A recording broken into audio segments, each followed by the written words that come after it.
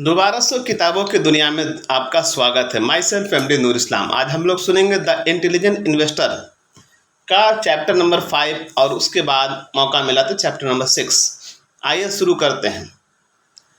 Title है रक्षात्मक निवेशक व साधारण शेयर। साधारण शेयर में निवेश के लाभ। अपने पहले संस्करण वर्ष 1949 में हमें जरूरी लगा कि इस बिंदु पर हम अधिक मात्रा में साधारण शेयर घटक को सभी निवेश पोर्टफोलियो में शामिल करने पर लंबी चर्चा करें। साधारण शेयरों को आमतौर पर अत्यधिक स्पेकुलेटिव और इसी कारण असुरक्षित माना जाता है। ये 1946 के अपने उच्चतम स्तर से काफ़ी नीचे आए थे, लेकिन अपने उचित भावों के कारण निवेशकों को अपनी तरफ आकर्षित करने की बजाय इस गिरावट में इक्विटी सिक्योरिटीज को लेकर बुनियादी भरोसा कम हो गया। हमने उसके आगामी 20 वर्षों में इससे उलट स्थिति के विकसित होने की टिप्पणी की है। इस दौरान शेयरों के भाव में हुई भारी बढ़त ने रिकॉर्ड उच्च स्तरों पर उन्हें सुरक्षित और लाभकारी निवेश के तौर पर दर्शा दिया, जिसमें संभवतः काफ़ी बड़ा जोखिम भी निहित हो सकता है। 1949 के शुरुआत में शेयरों द्वारा पिछले 20 वर्षों में अर्जित औसत वार्षिक रिटर्न 3.1% था। वही लंबी अवधि के ट्रेजरी बॉन्ड से होने वाला औसत वार्षिक रिटर्न 3.9% था। तात्पर्य यह है कि इस अवधि में स्टॉक में $10,000 का निवेश बढ़कर $18,415 हो गया। वहीं बॉन्ड्स में इतनी ही राशि का निवेश बढ़कर $21,494 हो गया। स्वाभाविक रूप से 1949 स्टॉक खरीदने के लिहाज से शानदार समय साबित हुआ। अगले दशक में Standard and Poor's 500 stock index ने औसतन प्रतिवर्ष 20.1% की वृद्धि दर्ज की। वास्तव में ये अमेरिकी शेयर बाजार के इतिहास में सबसे अच्छे दीर्घकालिक रिटर्न्स में से एक था। ग्राहम ने शुरुआत के पृष्ठों में इस विषय पर टिप्पणी की है। जरा सोचिए कि 1990 के दशक के आखिर के शेयर बाजार के बारे में उनकी क्या राय होती। ये वो दौर था जब हर नई रिकॉर्ड स्थापित करने वाली बढ़त को इस बात का सबूत माना जाता था कि स्टॉक्स बिना जोखिम के संपत्ति बनाने का जरिया है। हमने 1949 में साधारण शेयरों के पक्ष में जो तर्क दिए, उससे दो मुख्य बिंदु स्पष्ट हो जाते हैं। पहला, मुद्रास्फीति की वजह से निवेशक की हर पाई का जो शरण होता है उसके प्रति ये अच्छे स्तर की सुरक्षा प्रदान करते हैं, जबकि बॉन्ड में कोई सुरक्षा नहीं होती। साधारण शेयरों में दूसरा फायदा निवेशक को कुछ वर्ष बीतने पर मिलने वाला उच्च औसत रिटर्न होता है। ये दो तरह से मिलता है। अच्छे बॉन्ड्स पर यील्ड से अधिक औसत लाभांश आय मिलती है तथा अतिरिक्त लाभ के पुनः निवेश के परिणाम स्वरूप आधारभूत प्रवृत्ति से वर्ष बीतने के साथ ही बाजार मूल्य में वृद्धि होती है। जहां ये दोनों फायदे बहुत आम हैं और इनसे दीर्घावधि अतीत में साधारण शेयरों का रिकॉर्ड बॉन्ड से बेहतर होता है, वहीं हमने हमेशा सावधान किया कि शेयर धारक उस समय इस लाभ से वंचित हो सकता है अगर उसने शेयर बहुत अधिक भाव पर खरीदे हों। 1929 में ऐसी ही स्थिति थी और इसके बाद बाजार को उसी स्तर पर पहुंचने में 25 वर्ष लगे, जिससे ये 1932 में अत्यधिक गिरा था। 1957 से ही साधारण शेयर एक बार फिर अपने उच्च भाव के कारण बॉन्ड ब्याज दरों पर लाभांश यील्ड के पारंपरिक लाभ को खो बैठे। ये देखना अभी बाकी है कि मुद्रास्फीति और आर्थिक तरक्की के कारक भविष्य में इस अहम प्रतिकूल घटनाक्रम की भरपाई करते हैं या नहीं। सितंबर 3, 1929 को डाउ जोन्स इंडस्ट्रियल एवरेज 381.17 के उच्च रिकॉर्ड स्तर पर बंद हुआ। इसके बाद वो नवंबर 23, 1954 को से पहले कभी इस स्तर से ऊपर नहीं जा पाया। एक चौथाई सदी में भी अधिक समय के बाद ही 382.74 के स्तर तक पहुंच पाया। जब आप कहते हैं कि आप लंबे समय तक के लिए स्टॉक के स्वामित्व को अपने पास रखने का इरादा रखते हैं, तो क्या आपको पता है कि लंबा समय कितना लंबा हो सकता है? कई निवेशक जिन्होंने 1929 में यह शेयर खरीदे थे, वे 1954 तक जीवित भी नहीं थे। हालांकि धैर्यवान निवेशकों ने अपनी आय से पुनः निवेश और नतीजतन स्टॉक में उनका रिटर्न इस निराशाजनक अवधि में भी सकारात्मक रहा। ऐसा इसलिए संभव हो पाया क्योंकि लाभांश से होने वाली यील्ड औसतन 5.6 प्रति वर्ष से अधिक थी। लंदन बिजनेस स्कूल के professor Elroy Dixon, Paul Marsh और माइक स्टॉलर के अनुसार यदि आपने 1900 में अमेरिकी स्टॉक में $1 का निवेश किया था और अपने पूरे लाभांश खर्च कर दिया था, तो आपका स्टॉक पोर्टफोलियो 2000 तक $198 तक बढ़ गया होता। लेकिन यदि आपने पूरे लाभांश कर का पुनः निवेश कर दिया होता, तो आपके स्टॉक पोर्टफोलियो की कीमत बढ़कर $16,797 हो गई होती। इस बात में कोई दो राय नहीं कि स्टॉक में निवेश करने के लिए लाभांश का महत्व है। एक शेयरों की ऊंची कीमतें उनके लाभांश यील्ड को क्यों प्रभावित करती हैं?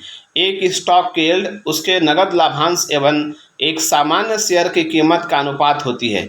यदि किसी कंपनी की स्टॉक की कीमत $100 प्रति शेयर होने पर वह $2 वार्षिक लाभांश का भुगतान करती है, तो इसकी यील्ड 2% होती है।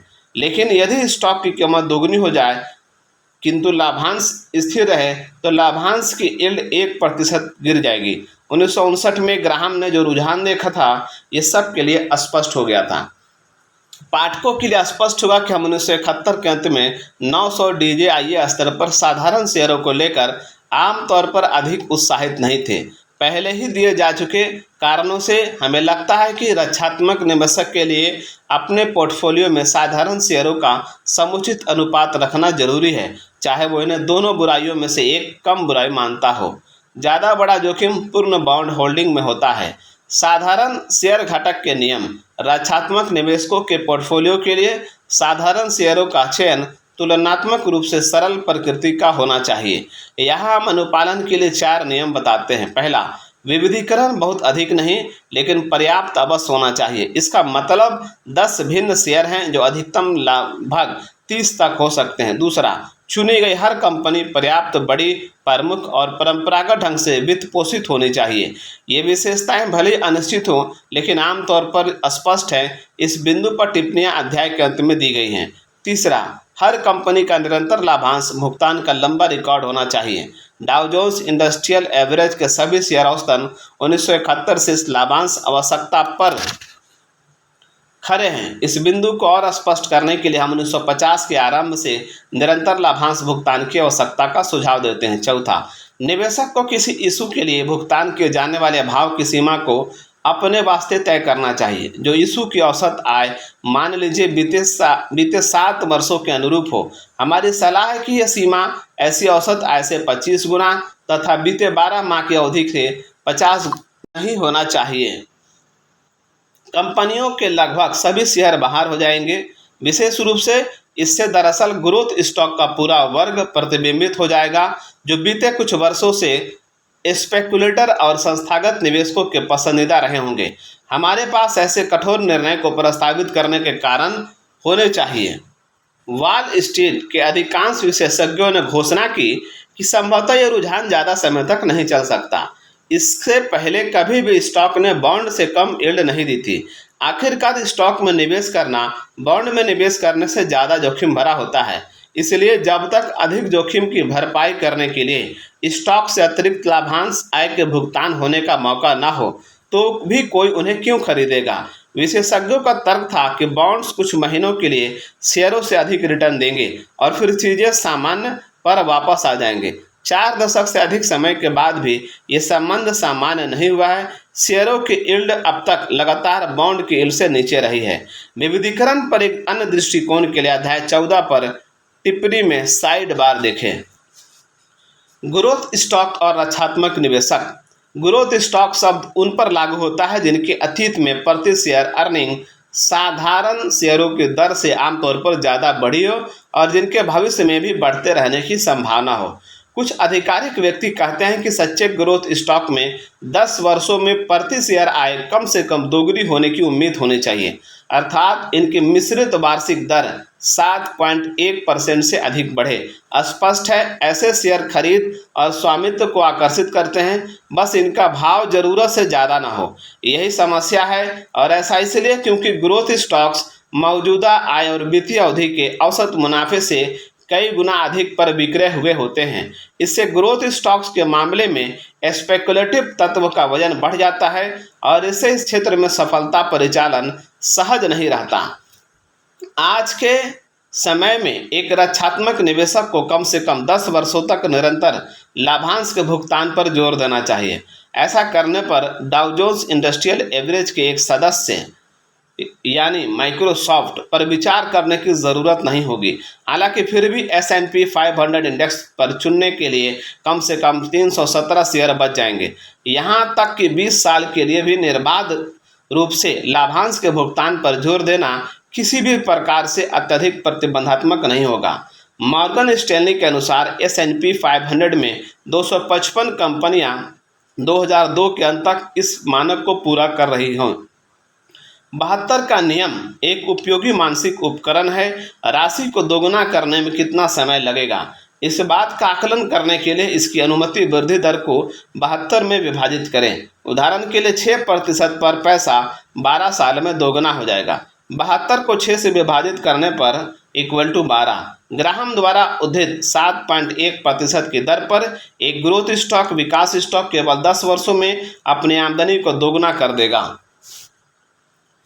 इंटरनेशनल बिजनेस मशीन लंबे समय से प्रमुख ग्रोथ स्टॉक्स इशू रहा है और इससे उन लोगों का असाधारण लाभ हुआ है जिनके पास ये वर्षों से है, जिन्होंने इसे मजबूती से पकड़ रखा है। लेकिन हम ये भी ध्यान दिलाना चाहेंगे कि सबसे अच्छे साधारण शेयरों में से इस एक ने 1961-62 की गिरावट के दौरान 6 माह में अपना 50% मूल्य खो दिया तथा 1969-70 के दौरान भी इसका लगभग इतना ही बाजार भाव टूटा था। खराब हालत के कारण अन्य ग्रोथ स्टॉक भी ज़्यादा कमज़ोर हुए। कुछ मामलों में तो केवल भाव नीचे आया बल्कि उनकी आय भी कम हुई, जिस कारण इनके धारकों को बेचैनी दोगुनी हो गई। हमारे लिए एक दूसरा अच्छा उदाहरण टेक्सास इंस्ट्रूमेंट का है, जिसमें 6 वर्षों में 5 से 256 की बढ़ोतरी हुई, यह भी बिना लाभांश दिए, जबकि इसकी आय 40 सेंट से बढ़कर $3.91 प्रति शेयर हुई। ध्यान दें कि भाव के साथ 5 गुना तेज वृद्धि मुनाफे में भी हुई। ये लोकप्रिय साधारण शेयरों की विशेषता है, लेकिन 2 वर्ष बाद आय में लगभग 50% की और भाव में 4/5 की गिरावट आई, जो पर 49 पहुंच गया। इन घटनाओं से पाठक समझ सकते हैं कि हम ग्रोथ स्टॉक्स को रक्षात्मक निवेशकों के लिए समग्र रूप से अनिश्चित और जोखिम का कारण क्यों मानते हैं। निसंदेह उचित स्तर पर सही व्यक्ति का चुनाव करने और बाद में इन्हें संभावित गिरावट से पहले हुए बढ़त पर बेचने से चमत्कार हो सकते हैं, लेकिन औसत निवेशक के लिए ऐसी उम्मीद करना वैसा ही है जैसे पैसे का पेड़ लगाना। इसके विपरीत हमारा मानना है कि बड़ी कंपनियों के वे समूह जो तुलनात्मक रूप से अलोकप्रिय हैं और इस कारण उन्हें उचित आय गुणक के तौर पर लिया जा सकता है, वे आम जनता के लिए विकल्प का ठोस लेकिन साधारण तरीका है। हम अपने पोर्टफोलियो चयन के अध्याय में इस विचार को विस्तार देंगे, ये दर्शाने के लिए कि ग्राहम की टिप्पणियां हमेशा सच साबित होती हैं। हम माइक्रोसॉफ्ट को IBM और सिस्को को टेक्सास इंडस्ट्रीज के लिए स्थापन कर सकते हैं। 30 साल बाद भी परिणाम विचित्र रूप से समान है। 2000 से 2002 के बीच माइक्रोसॉफ्ट के शेयर की कीमत 55.7% गिर गई। वही सिस्को का स्टॉक जो पिछले 6 वर्षों में लगभग 50 गुना बढ़ गया था, ने 2000 से 2002 के बीच में अपने मूल्य का 76% तक गंवा दिया था। टेक्सास इंस्ट्रूमेंट की तरह ही सिस्को के स्टॉक की कीमत में गिरावट उसकी आमदनी में गिरावट से ज़्यादा थी। इस दौरान सिस्को के स्टॉक की कीमत 39.2% गिर गई थी। 2000 से 2002 के मुकाबले 1997 से 1999 में 3 साल के औसत की तुलना हमेशा की तरह जितनी तेज़ी के साथ कोई शेयर चढ़ता है वो उतनी ही तेजी के साथ गिरता है। आय गुणक को P या मूल्य आय अनुपात का पर्यवाची कहा जा सकता है। ये गुणक इस बात को मापता है कि एक स्टॉक की अंतर्निहित व्यवसाय की लाभप्रदता की तुलना में निवेशक कितना भुगतान करने के लिए तैयार है। पोर्टफोलियो में परिवर्तन। अब तक ये मानक परिपाटी हो गई है कि समय समय पर सभी प्रतिभूतियों की जांच की जाए कि क्या उनमें गुणवत्ता सुधार की गुंजाइश है। निश्चित ही ये निवेश सलाहकारों द्वारा ग्राहकों को दी जाने वाली सेवा का मुख्य हिस्सा है। लगभग सभी ब्रोकरेज हाउस ऐसी सलाह देने को तत्पर हैं, वो भी बिना अलग फीस लिए, क्योंकि इसके बदले कमीशन मिलता है। कुछ ब्रोकरेज हाउस बिना कोई शुल्क लिए निवेश प्रबंधन सेवा देते हैं।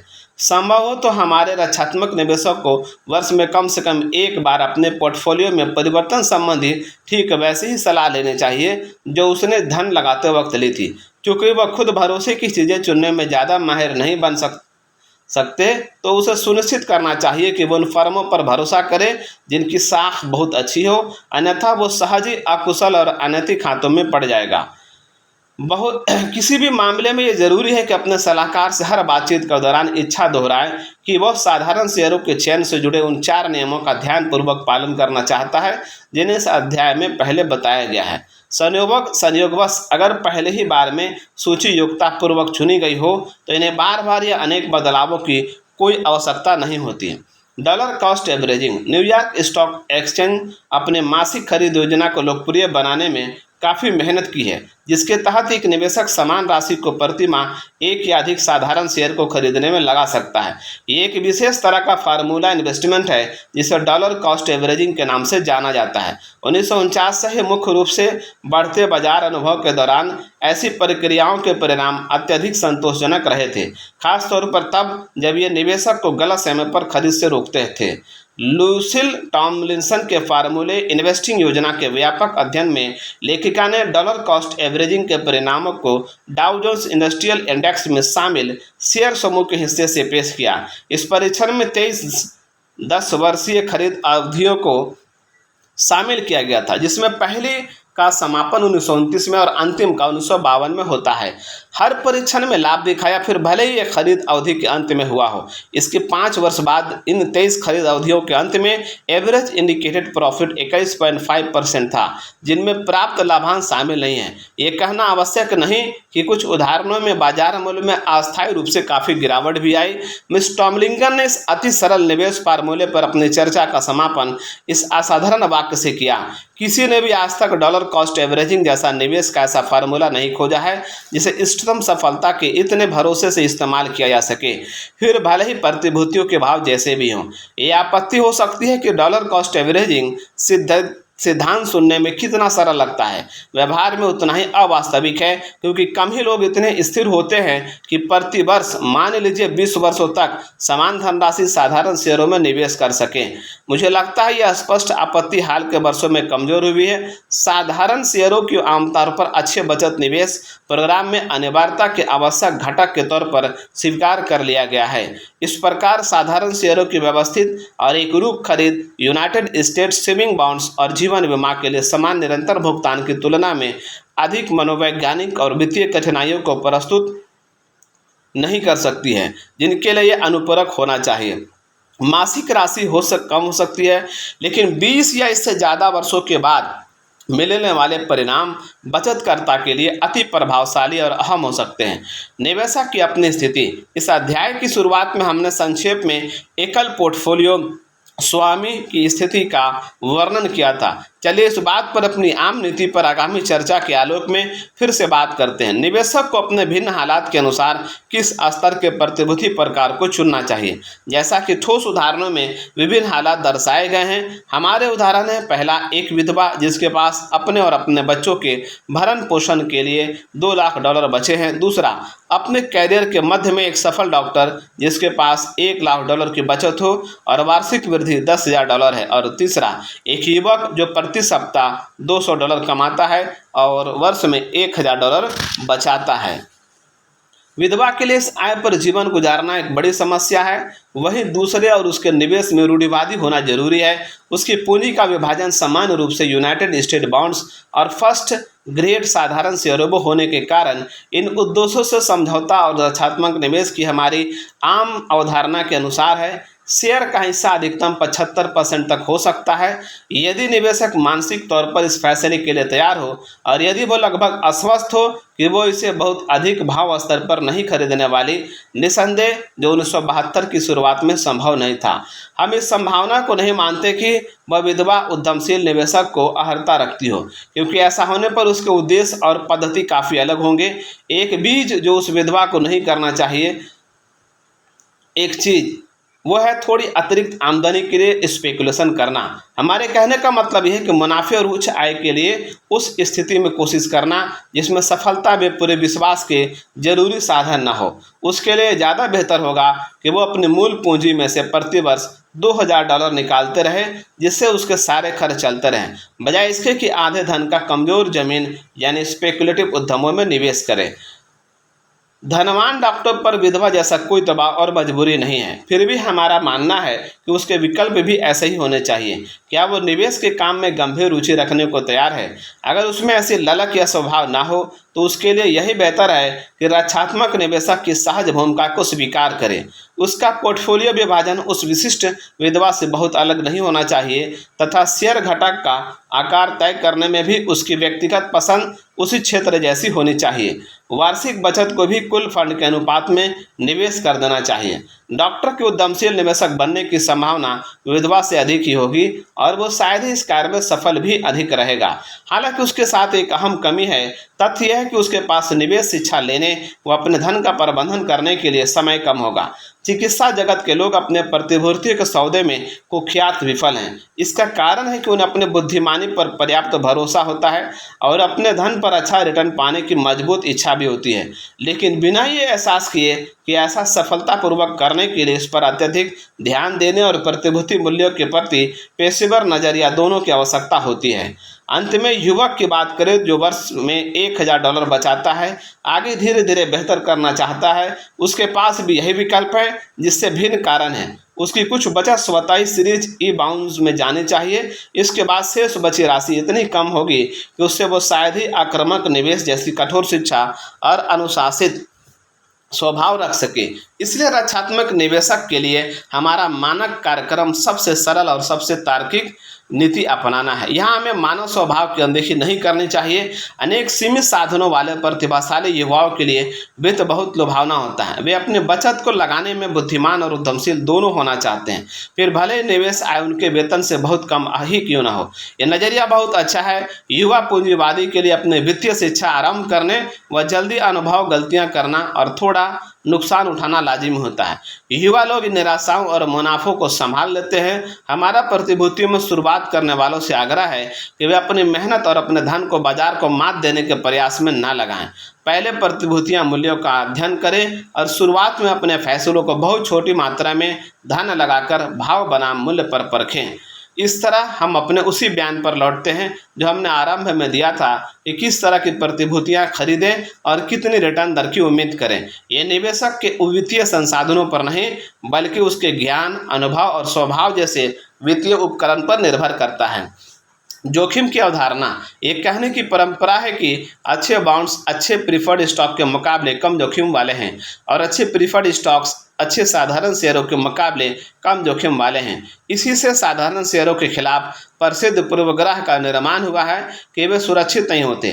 जैसा कि 1948 के फेडरल रिजर्व बॉन्ड सर्वे ने दर्शाया था, हम यहाँ स्पष्ट कर देना चाहते हैं कि जोखिम और सुरक्षा शब्द प्रतिभूतियों पर दो मायनों में लागू होते हैं, जिसके परिणामस्वरूप भ्रम होता है। बॉन्ड तब स्पष्ट रूप से असुरक्षित साबित हो जाता है जब वो ब्याज का मूल पूंजी ना दे सके। इसी तरह अगर कोई प्रीफर्ड स्टॉक या साधारण स्टॉक भी इस आशा से खरीदा जाए कि वह एक तय लाभांश रिटर्न देता रहेगा और तब लाभांश में कमी या ना मिलने का मतलब है कि वह असुरक्षित साबित हुआ है।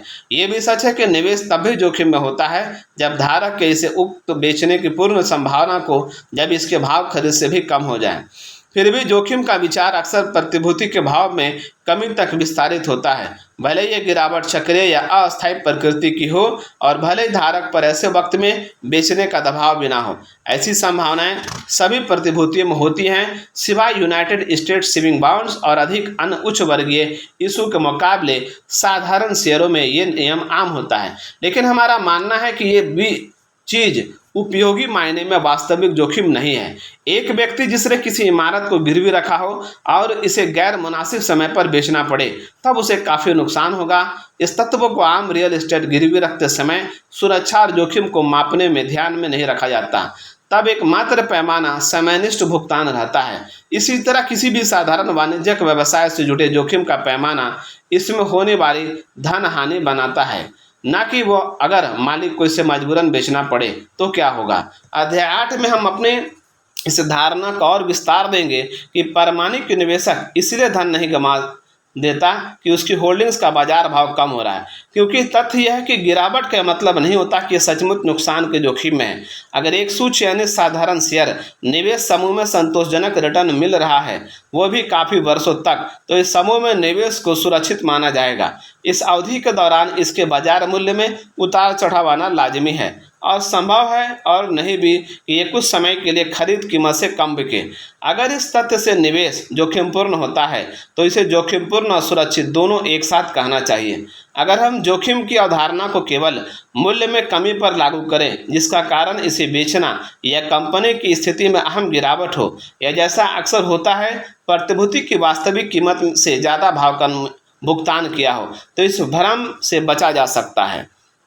बहुत से साधारण शेयरों में ऐसी गिरावट का जोखिम नहीं होता, लेकिन हमारी मान्यता है कि साधारण शेयर समूह में ठीक तरह से किए निवेश में इस तरह का कोई बड़ा जोखिम नहीं होता और इसलिए इसमें केवल भाव और स्थिरता का तत्व होने के कारण ही इसे जोखिमपूर्ण नहीं मान लेना चाहिए। लेकिन ऐसा जोखिम तब होगा जब ये खतरा हो कि भाव साफ तौर पर आंतरिक मूल्य के मानकों से काफ़ी अधिक साबित हो सकता है, भले ही इसके बाद बाजार में आई गंभीर गिरावट की क्षतिपूर्ति कई वर्षों बाद क्यों न हो जाए। बड़े प्रमुख और रूढ़िवादी वित्तपोषित निगम वर्ग। हमारे शीर्षक में उल्लेखित वाक्य का उपयोग इस अध्याय में पहले साधारण शेयरों के प्रकार के बारे में बताने में किया गया है जिनमें रक्षात्मक निवेशक अपनी खरीद को सीमित कर सकता है बशर्ते वे निरंतर कई वर्षों तक लाभांश का भुगतान करते रहे हों।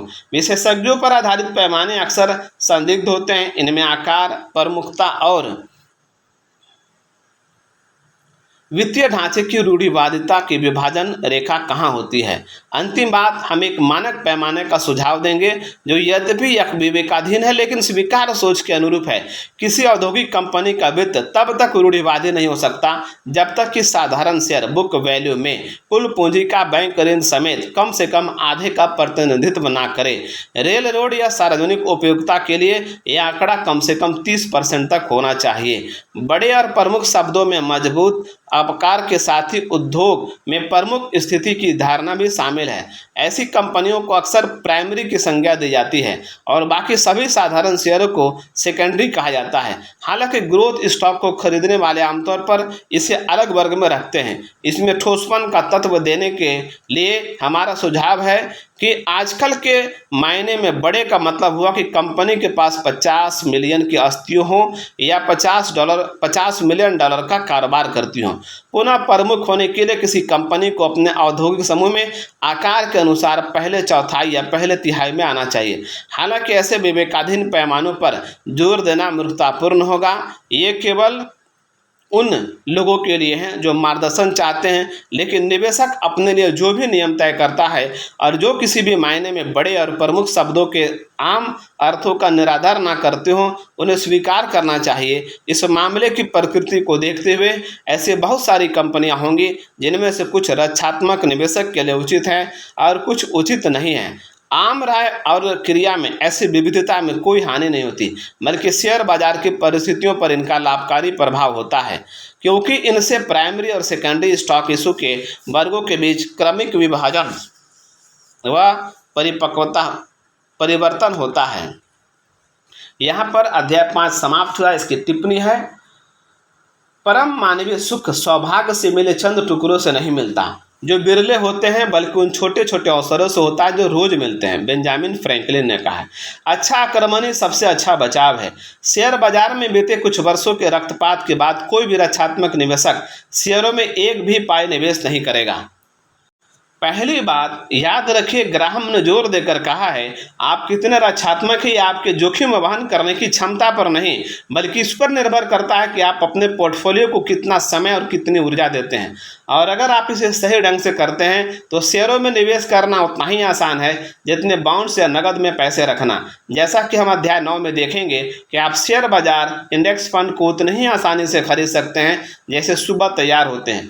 2000 से आरंभ हुए मंदी के बाजार के बीच अगर आपने भी हानि उठाई होगी तो समझा जा सकता है कि आप थक गए होंगे। बदले में अपने फिर कभी शेयर ना खरीदने का पक्का फैसला कर लिया होगा। जैसा कि तुर्की की पुरानी कहावत है, दूध का जला छाछ भी फूंक कर पीता है। 2000 से 2002 का क्रैश इतना खराब था कि बहुत से निवेशक अब शेयरों को बहुत बड़े जोखिम के रूप में देखने लगे हैं। लेकिन विरोधाभास यह है कि इस क्रैश से शेयर बाजार में जोखिम काफ़ी हद तक समाप्त हो गया है। पहले ये गर्भ दूध था, लेकिन अब ये कमरे के तापमान वाली छाछ है। तार्किक रूप से देखें तो आज शेयर खरीदने चाहिए या नहीं कि फैसले का इससे कोई लेना देना नहीं है कि कुछ वर्ष पहले इनके स्वामित्व से आपको कितने धन की हानि हुई थी। जब शेयरों को इतने उचित भाव पर खरीदा जाए कि भविष्य में इनके भाव बढ़ेंगे तो आपको इन्हें खरीद लेना चाहिए, फिर भले भूतकाल में आपको इनमें कितना ही नुकसान हुआ हो। ये तब और ज़्यादा सच होता है जब बॉन्ड यील्ड कम हो, जिससे आय अर्जन निवेश पर भविष्य में मिलने वाला रिटर्न भी कम हो जाएगा। जैसा कि हमने अध्याय 3 में देखा है, शेयर 2003 की शुरुआत में ऐतिहासिक पैमाने पर थोड़े ही ओवर प्राइस हैं।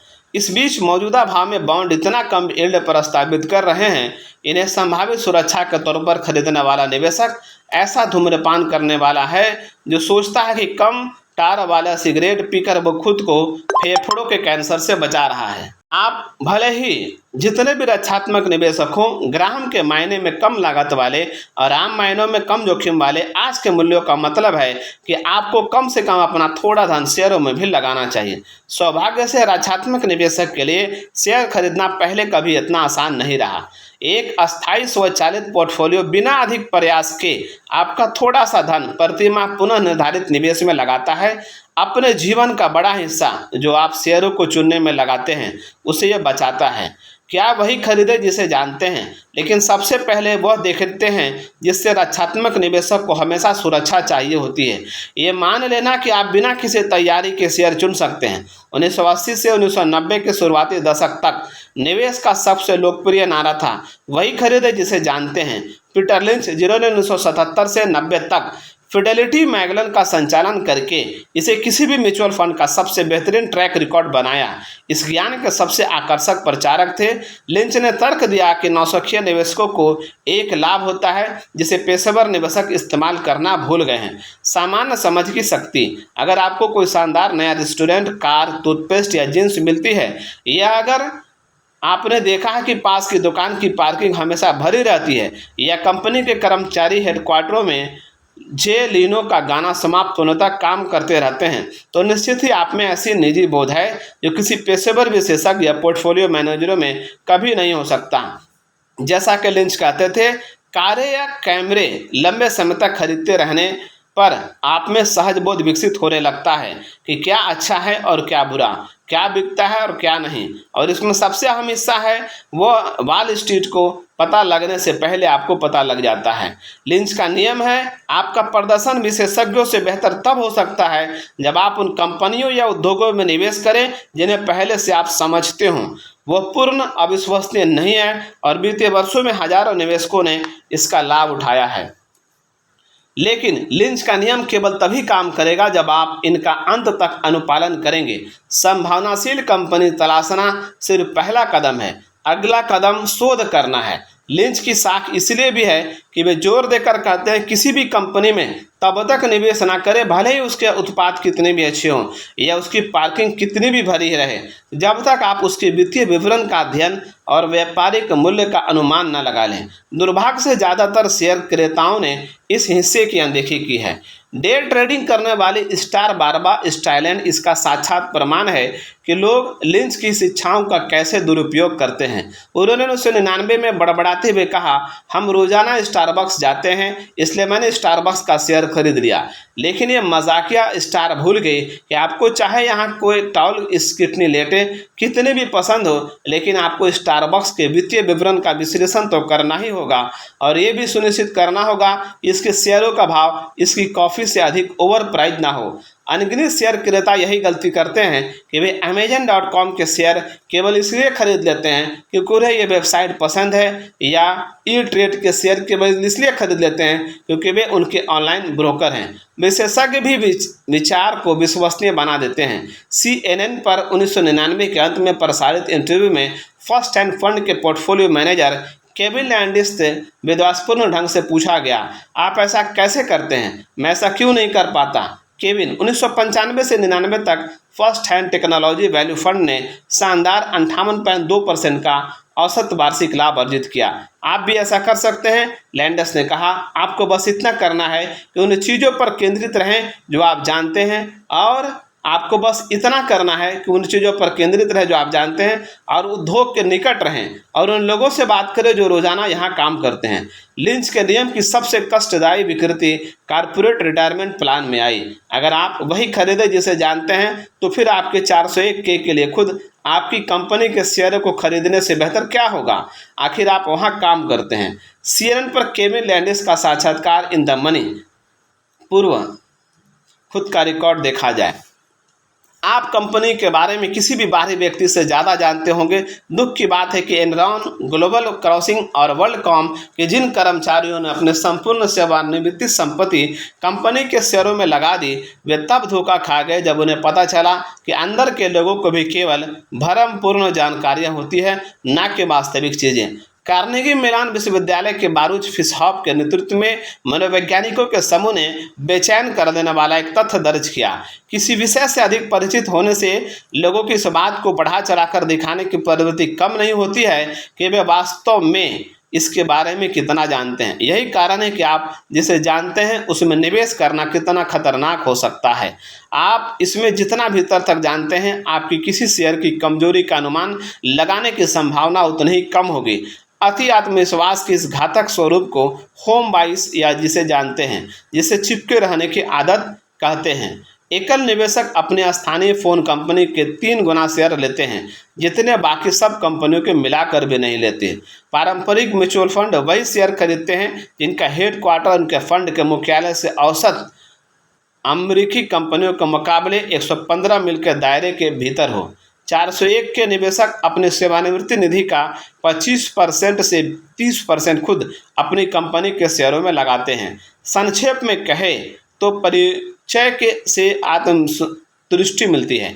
टीवी की खबरों में क्या हमेशा ये अपराधी का पड़ोसी या पक्का दोस्त का परिजन नहीं होता जो आश्चर्य भरी आवाज़ में कहता है वो बहुत अच्छा व्यक्ति था। ऐसा इसलिए क्योंकि जब भी हम किसी या किसी चीज़ के बहुत निकट होते हैं तो हम अपनी धारणाओं को सहज स्वीकार कर लेते हैं, बजाय इसके कि हमें कोई अनजानी बात पता चले जो उनसे सवाल करें।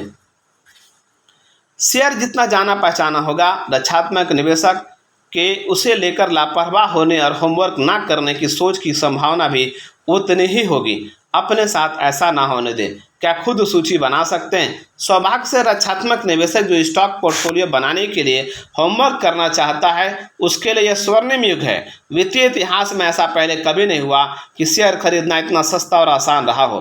खुद करें। कुछ विशेष ऑनलाइन ब्रोकरेज से आप स्वतः ही शेयर खरीद सकते हैं, भले ही आपके पास धन कम हो। ये वेबसाइट इनके पास उपलब्ध हजारों यूएस शेयरों में से हर एक अवधि खरीद के लिए मात्र $4 ही लेती हैं। आप हर सप्ताह या हर बार निवेश कर सकते हैं, लाभांश का पुनः निवेश कर सकते हैं और अपने धन को धीरे धीरे इलेक्ट्रॉनिक निकासी द्वारा अपने बैंक खाते या पे चेक से सीधे शेयरों में डाल सकते हैं। शेयर बिल्डर खरीदने से ज़्यादा प्रभार बेचने पर लगाते हैं।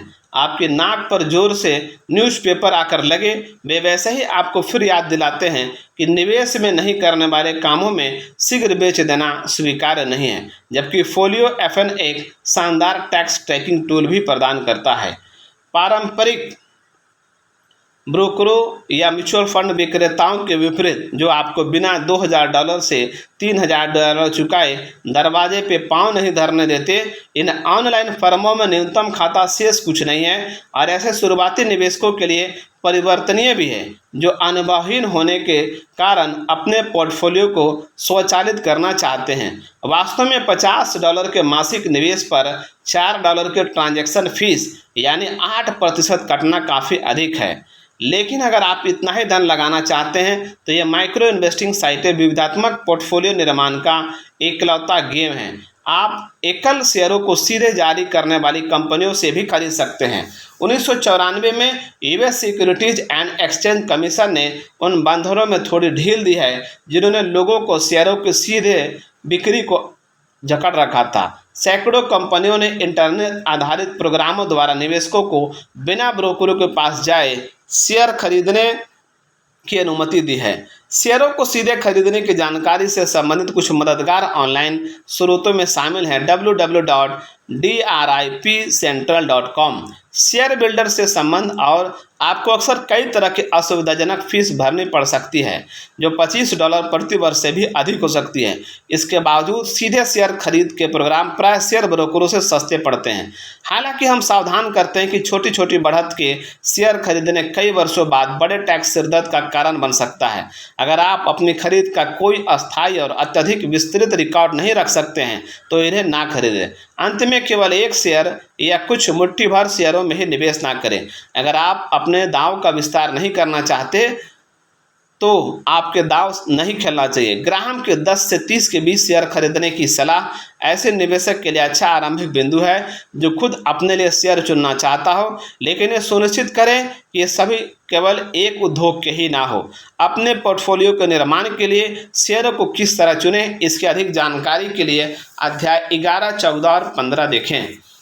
और जब आप ऐसा ऑनलाइन स्वचालित पोर्टफोलियो बना लेते हैं और आप अगर वर्ष में 2 बार से अधिक समय ट्रेडिंग करते हैं या प्रति माह या 1 या 2 घंटे अपने निवेश को देखते हैं तो कुछ बहुत गलत है। इस आसान और इंटरनेट प्रदत्त प्रति मिनट सुविधा से अपने को स्पेकुलेटर ना बनने दें। एक रक्षात्मक निवेशक वही है जो दौड़ता है और जीतता है, बैठे रहने के बावजूद दौड़। मदद ले। रक्षात्मक निवेशक किसी डिस्काउंट ब्रोकर, फाइनेंशियल प्लानर या पूर्ण सेवा देने वाले स्टॉक ब्रोकर से माध्यम से भी शेयर खरीद सकता है।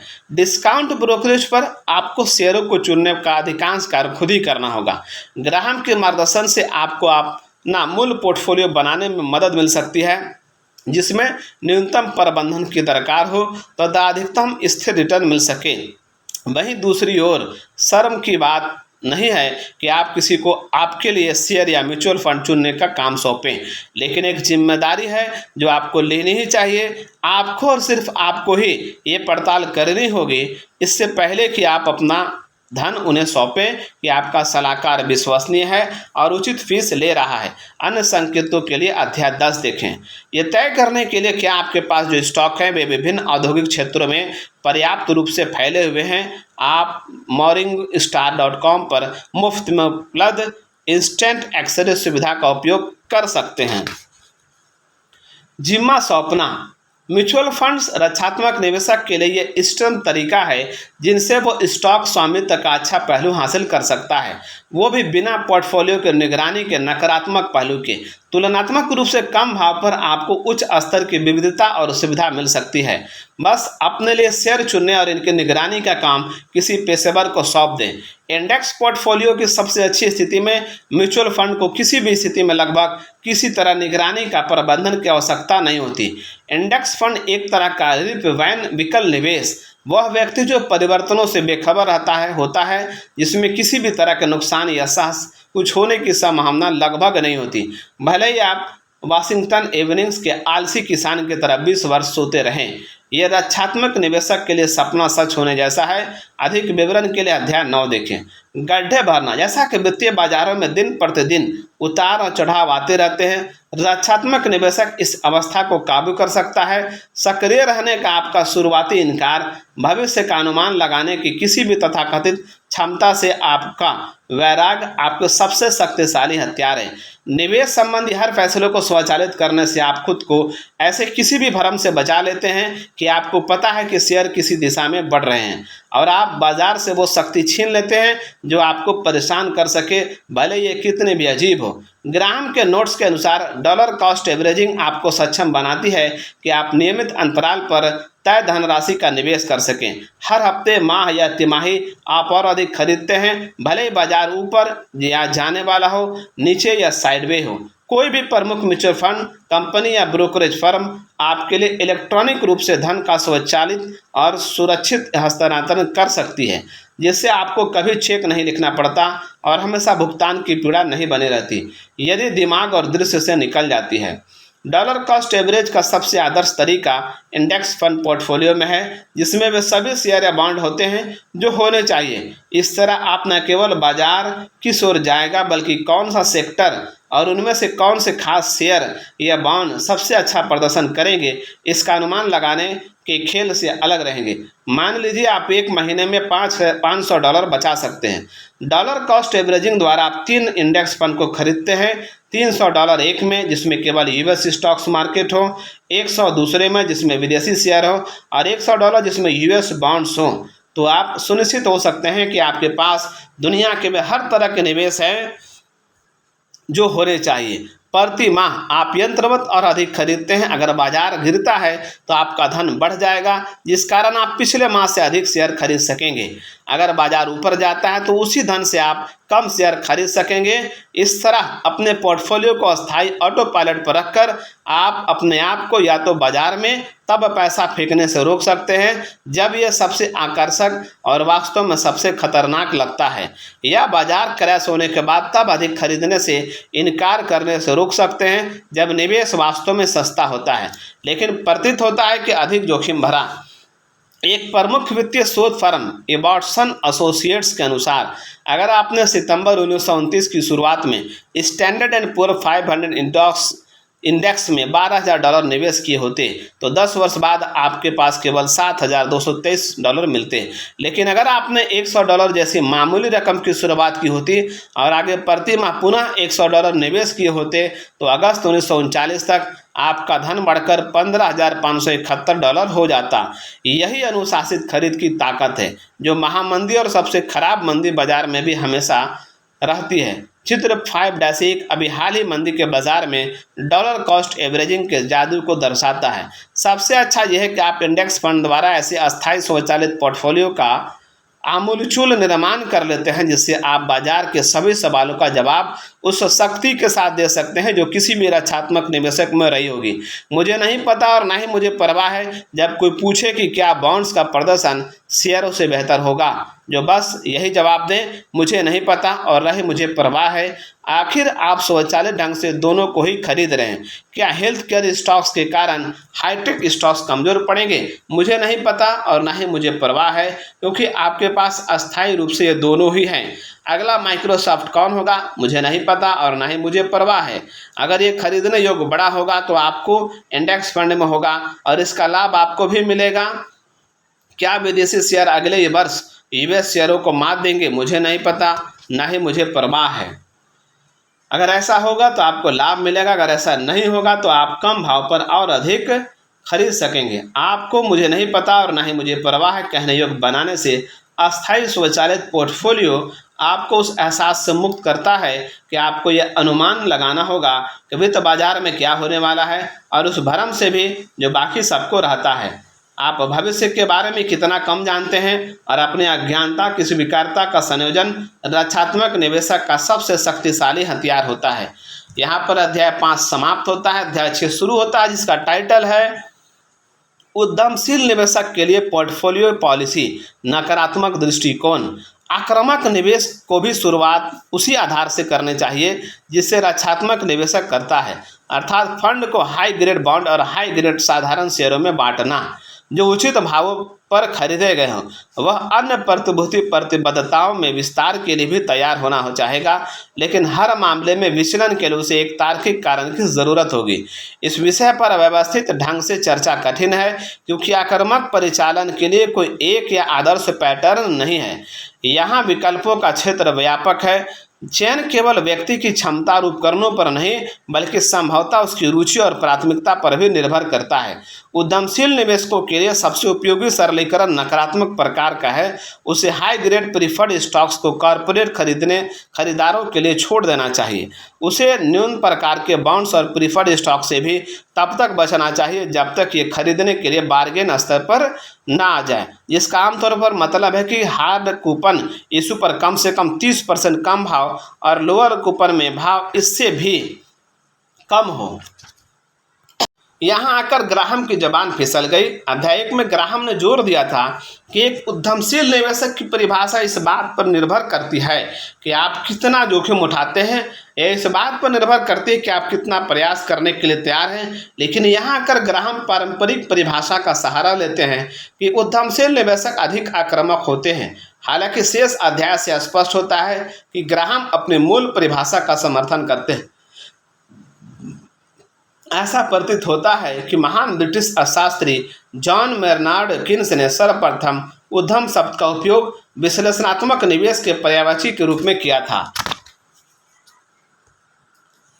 उसे विदेशी सरकारी बॉन्ड इश्यू भी दूसरों को खरीदने देना चाहिए, भले ही इनकी यील्ड कितने भी आकर्षक हो। उसे सभी तरह के नए इशू से भी दूर रहना चाहिए जिनमें परिवर्तन और प्रीफर्ड बॉन्ड भी शामिल है, जो काफ़ी लुभावने प्रतीत होते हैं तथा हालिया अतीत में शानदार कमाई करने का सीमित साधारण शेयरों से भी खबरदार रहना चाहिए।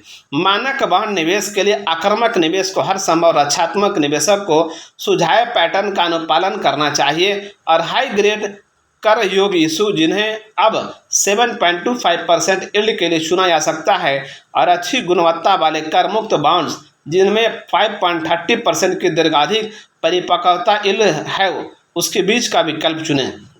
सेकंड ग्रेड बॉन्ड्स और प्रीफर्ड स्टॉक्स, चूँकि 1971 के अंत में से ही ये संभव है कि उन फर्स्ट रेट कॉरपोरेट बॉन्ड को तलाशा जा सके जो 7.25% या इससे भी अधिक यील्ड देते हैं, तब सेकंड ग्रेड इशू को केवल इसलिए खरीदने में समझदारी नहीं कि वे उच्च रिटर्न दे रहे हैं। जिन कॉरपोरेशनों की साख तुलनात्मक रूप से खराब है उनके लिए बीते 2 वर्षों में असंभव हो गया है कि वे स्टेट बॉन्ड्स अर्थात नॉन कन्वर्टेबल्स जनता को बेच सकें। हालांकि उनका ऋण वित्तपोषण कन्वर्टेबल्स बॉन्ड्स या वारंट सहित बॉन्ड्स के विक्रय से किया जाता है, जिससे ये वित्तपोषण कन्वर्टेबल बॉन्ड्स या वारंट सहित जिनसे ये अलग वर्ग में आते हैं। इसका मतलब है कि लगभग सभी कम रेटिंग के नॉन कन्वर्टेबल्स बॉन्ड पुराने इशू का प्रतिनिधित्व करते हैं जो बड़ी छूट पर बेचे जा रहे हैं। इस प्रकार इनके भविष्य में अनुकूल स्थितियां होने पर मूल पूंजी में काफ़ी लाभ की संभावना होती है, जिसका यहाँ मतलब हुआ कंपनी की क्रेडिट रेटिंग में सुधार और कम साधारण ब्याज दर। परंतु प्राइस डिस्काउंट और इसके परिणाम स्वरूप मूल पूंजी में लाभ के मौके के मामले में भी सेकंड ग्रेड बॉन्ड्स बेहतरीन इशू के साथ प्रतिस्पर्धा में हैं। कुछ अच्छे सुरक्षित दायित्व जिनके साथ पुरानी शैली के कूपन रेट्स जुड़े थे। हार्ड कूपन इशू ऐसे कॉर्पोरेट बॉन्ड्स होते हैं जो औसत से ऊपर की ब्याज दरों का भुगतान करते हैं, आज के बाजार में कम से कम 8%, या फिर ऐसे अधिमान्य स्टॉक जो बड़े लाभांश का भुगतान करते हैं 10% या अधिक। यदि किसी कंपनी को पैसे उधार लेने के लिए उच्च दरों पर ब्याज का भुगतान करने की नौबत आए तो यह एक संकेत है कि उसमें निवेश करना जोखिम से भरा है। हाई यील्ड या जंक बॉन्ड के बारे में आगे उल्लेख है। वे 1970 में डॉलर पर लगभग 50 सेंट पर बेचे जाते थे। जैसा कि अमेरिकी टेलीफोन एंड टेलीग्राफ परिपक्वता 1986 में 51 पर बिका। एट चिनसन टोपेका एंड सेंटा का RR4S 1995 में परिपक्वता 51 पर बिका। अतः 1971 के अंत में हालात में उद्यमशील निवेशक संभवतः बड़े डिस्काउंट पर बिक रहे अच्छे ग्रेड के बॉन्ड्स ले सकते थे। इनमें वे सभी शामिल थे जिन्हें वे आय और वृद्धि की संभावना दोनों के आधार पर खरीदना चाहते थे। इस पूरी पुस्तक में हमने संभावना का संदर्भ दिया है कि अतीत की कोई भी सुपरिभाषित और दीर्घकालिक बाजार अवस्था भविष्य में वापस लौट सकती है। इसलिए हमें ध्यान रखना होगा कि आक्रामक निवेशक बॉन्ड क्षेत्र में कौन सी नीति को चुनना पसंद करेगा। अगर हाई ग्रेड इशू के भाव और यील्ड पहले वाले सामान्य बिंदु पर लौट आए, इस कारण हमने यहाँ अपने विचारों को पुनः मुद्रित किया है जो हमारा 1965 के संस्करण में पेश किया बिंदु है, जब हाई ग्रेड बॉन्ड की केवल 4.5% यील्ड थी। अब हम सेकंड ग्रेड इशू के बारे में कुछ बातें बताते हैं जिनमें 8% या अधिक की विशिष्ट रिटर्न यील्ड को कभी भी पाया जा सकता है। फर्स्ट और सेकंड ग्रेड बॉन्ड्स में मुख्य अंतर अक्सर ये होता है कि ब्याज प्रभार कितने गुना ऐसे कवर कर लिया गया है।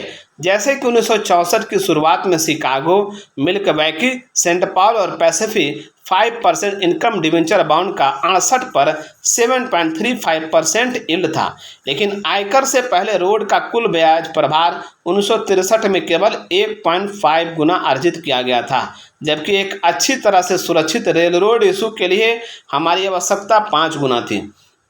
अनेक निवेशक इस तरह की प्रतिभूतियां केवल इसलिए खरीद लेते हैं क्योंकि उन्हें आय की आवश्यकता होती है और इसलिए वे टॉप ग्रेड इशू द्वारा प्रस्तावित अल्प रिटर्न नहीं ले सकते थे।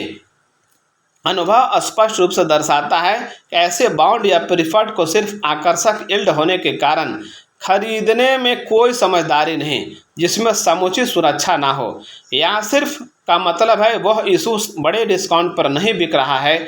इस कारण इसमें मूल पूंजी का बड़े लाभ का कोई अवसर प्रस्तावित नहीं है। जब ऐसी प्रतिभूतियों को पूरे भाव पर खरीद लिया जाता है, अर्थात ये 100 से बहुत बिंदु नीचे ना हो, तो बहुत संभव है कि भविष्य में धारक को इसके बहुत नीचे भाव मिले। जो जब कारोबार खराब हो या बाजार खराब हो, तो इस तरह के इशू के डूबने की बहुत संभावना होती है। बॉन्ड की कीमत सम मूल्य या 100 के प्रतिशत में उद्धृत की जाती है। तात्पर्य है कि 85 की कीमत वाला बॉन्ड अपने मूल्य के 85% पर बिकता है। मूल रूप से $10,000 पर पेश किया गया बॉन्ड जो अब 85 पर बिक रहा है, उसकी कीमत $8500 की आती है। जब बॉन्ड 100 के नीचे बिकता है तो उसे डिस्काउंट बॉन्ड कहा जाता है। जब बॉन्ड 100 के ऊपर बिकता है तो वह प्रीमियम बॉन्ड कहलाता है।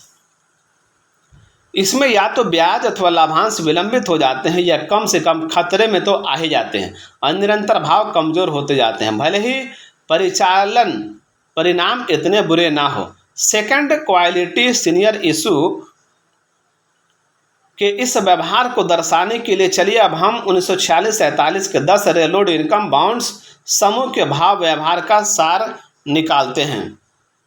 इनमें वे सभी शामिल हैं जो 1946 में 96 या अधिक भाव पर बेचे गए, जिनका उच्च भाव औसतन 102/2 था। उसके आगामी वर्ष में इस समूह का न्यूनतम औसत केवल 68 था, तो अत्यंत लघु समय में बाजार मूल्य में 1/3 की कमी थी।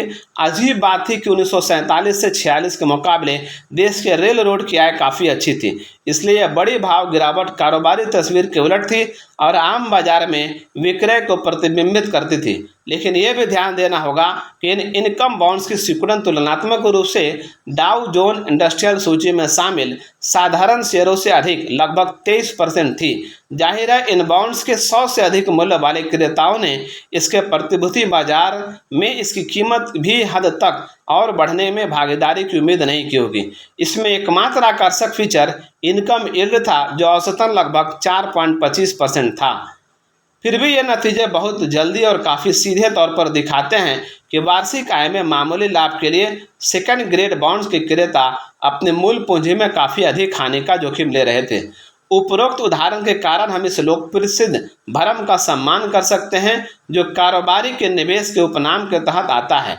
इसमें ऐसी प्रतिभूति की खरीद आती है जिसमें यील्ड हाई ग्रेड इशू से ज़्यादा हो सकती है तथा जिसमें समान रूप से ज़्यादा जोखिम होता है। ये गलत कारोबारी तरीका है कि मात्र 1 या 2% की अतिरिक्त वार्षिक आय के बदले मूल पूंजी की हानि की संभावना को स्वीकार किया जाए। अगर आप थोड़ा जोखिम लेना भी चाहते हैं तो आपको सुनिश्चित करना होगा कि अगर सब ठीक रहता है तो आपके मूल धन के मूल्य में वास्तविक में पर्याप्त वृद्धि हो। अतः समतुल्य पर बिक रहे सेकंड ग्रेड के 5.5 या 6% बॉन्ड लगभग हमेशा ही बुरी खरीद होंगे। वही इशू शायद 70 पर ठीक भी हो सकते हैं और अगर आप धैर्य रखें तो आप संभवतः इन्हें इस स्तर पर खरीद भी लेंगे। सेकंड ग्रेड बॉन्ड्स और प्रीफर्ड स्टॉक में 2 तरह के विरोधी गुण होते हैं जिसे एक इंटेलिजेंट इन्वेस्टर को साफ तौर पर समझ लेना चाहिए।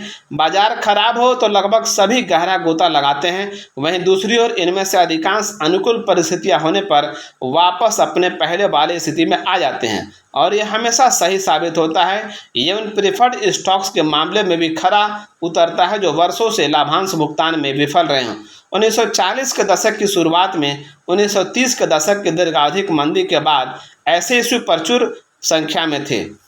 1945-47 के युद्ध के पश्चात की उछाल अवधि में ऐसे अनेक बड़े संचय ने या तो नकद भुगतान किया या नई प्रतिभूतियों में और मूल पूंजी भी अक्सर पूरी रही। इसके परिणाम स्वरूप उन लोगों ने बड़ा मुनाफा कमाया जिन्होंने कुछ वर्ष पहले इन इशू को तब खरीदा था जब वे अवांछित थे और कम भाव पर बिक रहे थे।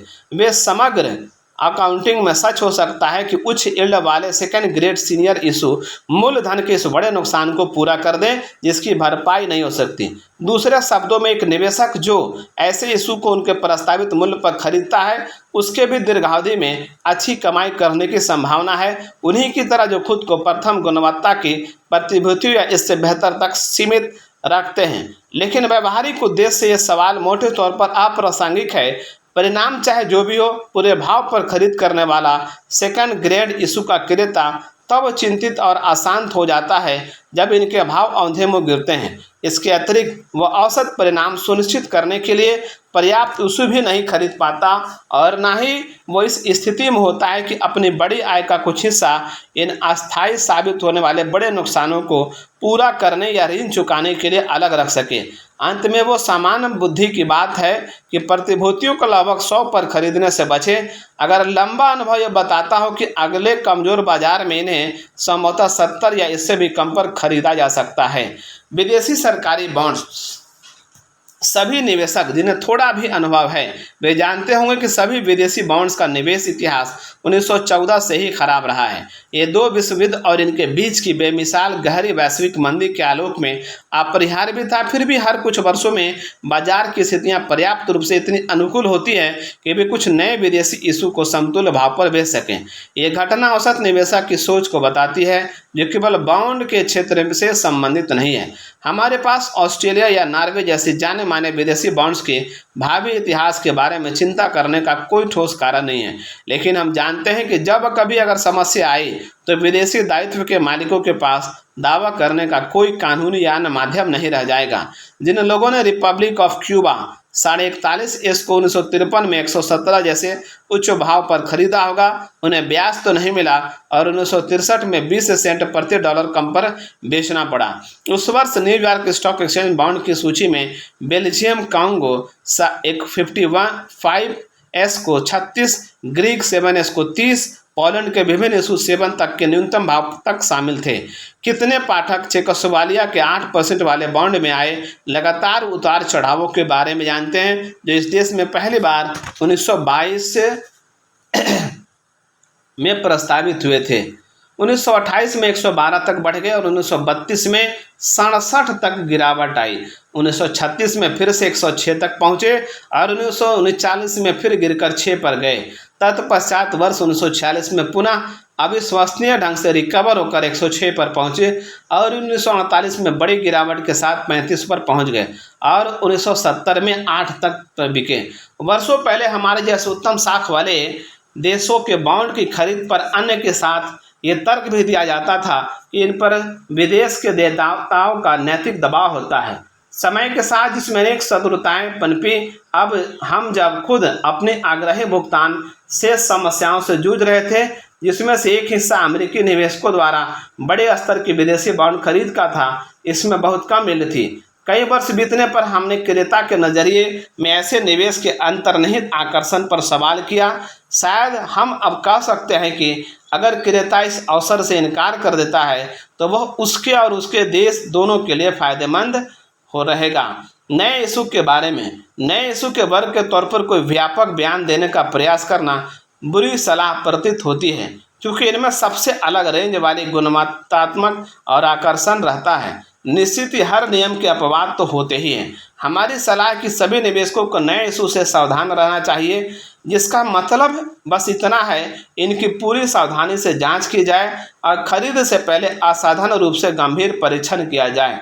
इस दोहरी चेतावनी के 2 कारण हैं। पहला, नए इशू बेचने के पीछे खास किस्म की विक्रय कला होती है, जिस कारण इसके लिए खास स्तर के विक्रय प्रतिरोध की आवश्यकता होती है। दूसरा, अधिकांश नए इशू अनुकूल बाजार स्थितियों के तहत बेचे जाते हैं, जिसका मतलब है यह विक्रेता के अनुकूल होता है और इसके परिणाम स्वरूप क्रेता के कम अनुकूल होता है।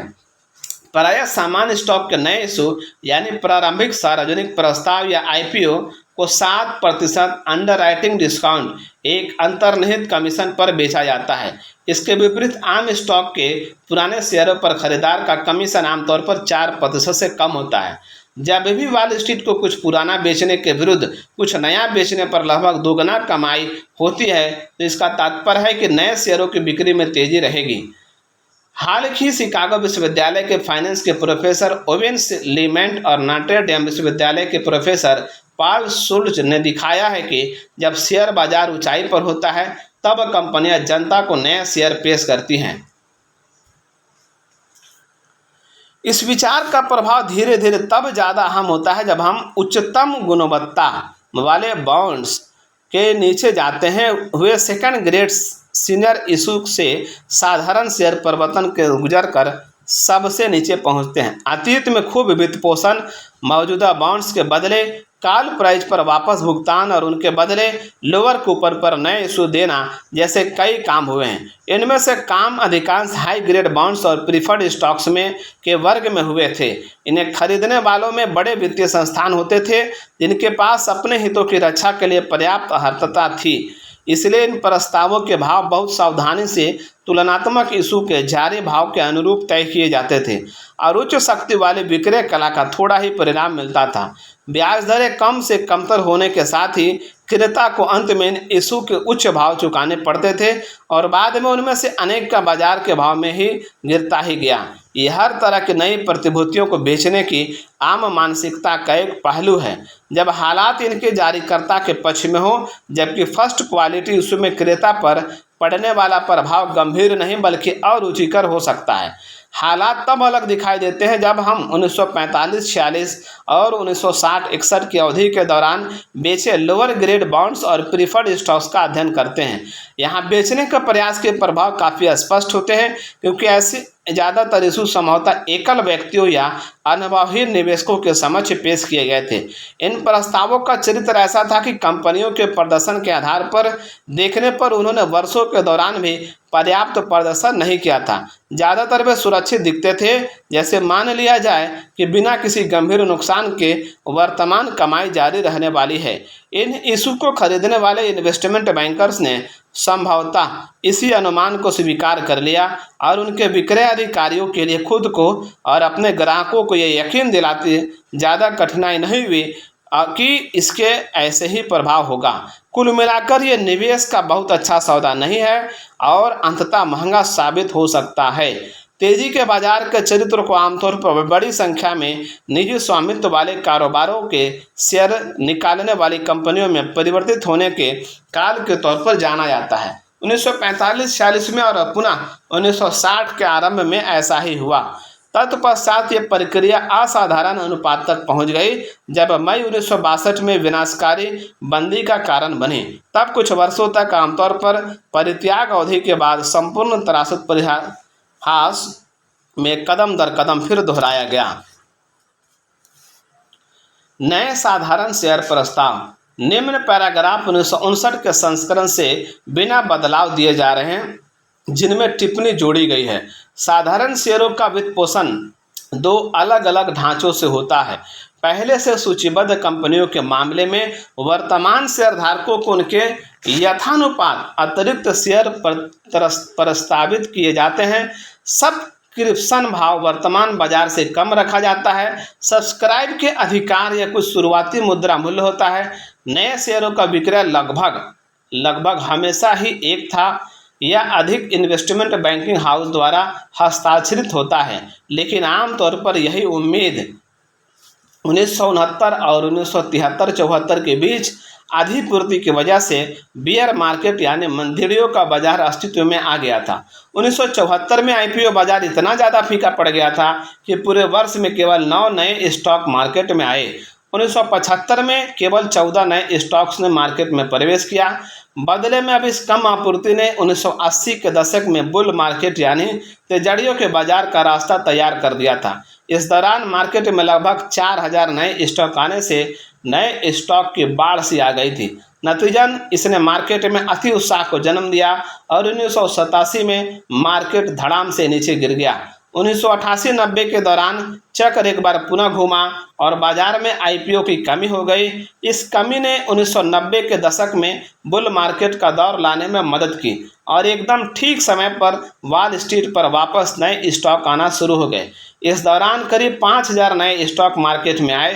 2000 में इस बुलबुले के फट जाने के बाद 2001 में केवल 88 आईपीओ जारी किए गए। ये 1979 के बाद से एक साल में सबसे कम संख्या थी। पब्लिक ने हर बार आईपीओ की वजह से अपने हाथ जलाए। लोगों ने कम से कम 2 वर्षों तक दूरी भी बनाकर रखी, लेकिन एक बार फिर खुद को जलाने के लिए वापस लौट आए। जब से स्टॉक मार्केट अस्तित्व में आए हैं तब से लोगों को इस तरह उन्मत्त अवसादग्रस्त चक्र से गुजरना पड़ा है। 1825 में जब अमेरिका में पहली बार आईपीओ का उछाल आया तब ऐसा कहा जाता है कि नए बैंक ऑफ साउथवार्क कि शेयर खरीदने के प्रयास में सट्टेबाजों की भगदड़ ने एक व्यक्ति को कुचले जाने की मौत हो गई। धनी खरीदारों ने धक्का मुक्की कर पंक्ति में आगे पहुंचने के लिए ठगों को काम पर रखा था। निश्चित रूप से 1829 तक शेयरों ने अपने मूल्य का लगभग 25% तक खो दिया था। यहाँ पर ग्राहम राइट शेयर का वर्णन कर रहे हैं। इन शेयरों में वो निवेशक जो पहले से ही किसी शेयर के मालिक हैं, उनसे कहा जाता है कि वो उस कंपनी में उसी अनुपात में अपना हिस्सा बनाए रखने के लिए अतिरिक्त पैसों का भुगतान करें। यूरोप में अभी भी व्यापक तौर पर इस प्रकार से वित्त पोषण किया जाता है। हालांकि क्लोज एंड फंड के अलावा अमेरिका में इस प्रकार से वित्त पोषण बहुत कम हो गया है होती है। सभी नए शेयर सब्सक्रिप्शन अधिकार प्रक्रिया से लिए जाएं। इसलिए सूचीबद्ध कंपनियों के अतिरिक्त साधारण शेयरों का विक्रय आमतौर पर वितरण फर्म की ओर से सक्रिय विक्रय प्रयासों के कॉल द्वारा नहीं होता। दूसरे प्रकार में उन साधारण शेयरों की पेशकश जनता के समक्ष ही की जाती है जो पूर्व में निजी स्वामित्व वाले उद्यमों के पास थे। ऐसे ज़्यादातर शेयरों का विक्रय अनुकूल बाजार से धन उगाहने और अपने खुद के वित्त के विविधीकरण के लिए किया जाता है। जैसा कि पहले उल्लेखित है, जब कारोबार के लिए नया धन जुटाना होता है तो ये प्रिफर्ड शेयरों के विक्रय द्वारा होता है। ये क्रिया एक तय पैटर्न पर चलती है जिसमें जनता को प्रतिभूति बाजारों के स्वभाव अनुसार अनेक तरह की हानि और निराशाएं हो सकती हैं। खतरा दोनों ही तरह के कारोबारी प्रकृति में है, जो इस तरह वित्त पोषित होती हैं और बाजार की परिस्थितियों से हैं जिससे वित्त पोषण संभव होता है। शताब्दी के शुरुआती हिस्से में बड़ी संख्या में हमारी प्रमुख कंपनियों ने सार्वजनिक ट्रेडिंग आरंभ की। समय बीतने के साथ ही प्रथम श्रेणी में कायम रहने वाले उद्योगों की संख्या तेजी से कम हुई। इसलिए मूल साधारण शेयरों का परिवर्तन तुलनात्मक रूप से छोटे उद्यमों में अधिक से अधिक केंद्रित होने का रुख आया। लेकिन दुर्भाग्यवश उसी अवधि में शेयर खरीदने वाली जनता में प्रमुख कंपनियों के प्रति प्राथमिकता का भाव और छोटी कंपनियों के लिए ऐसे ही पूर्वाग्रह विकसित होने लगा। साधारण शेयरों द्वारा दिखाया गया बड़ा और त्वरित लाभ गुण दोष परखने संबंधी जनता की महत्वपूर्ण क्षमता को सुस्त करने के लिए पर्याप्त होता है। जैसे कि वे अपना अधिग्रहण प्रवृत्ति को तेज कर देते हैं। इस अवधि में कुछ निजी स्वामित्व की कंपनियां भी सामने आ जाती हैं जिन्हें शानदार परिणाम मिल रहे होते हैं। हालांकि उनमें से कई का रिकॉर्ड इतना प्रभावशाली नहीं होता अगर उनके आंकड़े के पीछे मान लीजिए 10 वर्ष या अधिक से तुलना की जाए। जब इन सब बातों को साथ रखकर देखते हैं तो निम्न हालात उभरते हैं। तेजी के बाजार के बीच पहले साधारण शेयर परिवर्तन सामने आने लगते हैं। इसके भाव भी अनाकर्षक नहीं होते और कुछ शुरुआती इशू में क्रेता बड़ा मुनाफा भी कमाते हैं। बाजार का बढ़ना जारी रहता है तो इस तरह के वित्त पोषण बॉन्ड में सतत रूप से और अधिक बढ़ोतरी होती है। कंपनियों की गुणवत्ता तेजी से खराब होती जाती है। मांगे जाने वाले और प्राप्त भाव अत्यधिक होते हैं। तेजी के दौर के अंत तक एक स्पष्ट संकेत ये तथ्य होता है कि छोटी और गुमनाम किस्म की कंपनियां के नए साधारण शेयरों को उससे ज़्यादा भाव मिलने लगते हैं जो बाजार के इतिहास में लंबा समय बिता चुकी मध्यम आकार की कंपनियों को मौजूदा स्तर पर मिल रहे होते हैं। ये बात भी जोड़नी होगी कि बड़े आकार और साख वाले बैंक इस तरह से साधारण शेयर वित्त पोषण आमतौर पर बहुत कम करते हैं। जनता की लापरवाही और संस्थानों की जिनमें मुनाफा हो उसे बेचने की ललक का केवल एक ही परिणाम हो सकता है, भाव गिरना। अनेक मामलों में नए इशू अपने प्रस्तावित भाव से 75% या अधिक तक गिर जाते हैं। हालात ऊपर उल्लेखित उस तथ्य के कारण और खराब हो जाते हैं कि सतह पर जनता छोटे किस्म के इशू से सच में विमुख हो जाती है जिन्हें उन्होंने लापरवाही में सहज ही खरीद लिया था। इनमें से अनेक इशू में तुलनात्मक गिरावट आ जाती है। गिरावट इतने नीचे तक आ जाती है कि उन्हें पहले जिस वास्तविक मूल्य पर बेचा गया था वे भी इससे अधिक थे। इंटेलिजेंट इन्वेस्टर के लिए सबसे ज़रूरी है कि वो तेजी के बाजार के दौरान नए जारी हुए साधारण शेयर इशू के विक्रेताओं को दिए प्रलोभनों से बचे। इनमें से एक या दो गुणवत्ता और मूल्य की गंभीर कसौटियों पर खरे उतर भी सकते हैं, लेकिन इस तरह के कारोबार से जुड़ना संभवतः ठीक नीति नहीं होगी। बेशक सेल्समैन ऐसे कई शेयरों की ओर इशारा करेगा जिनकी बाजार में अच्छी खासी प्रगति हुई है।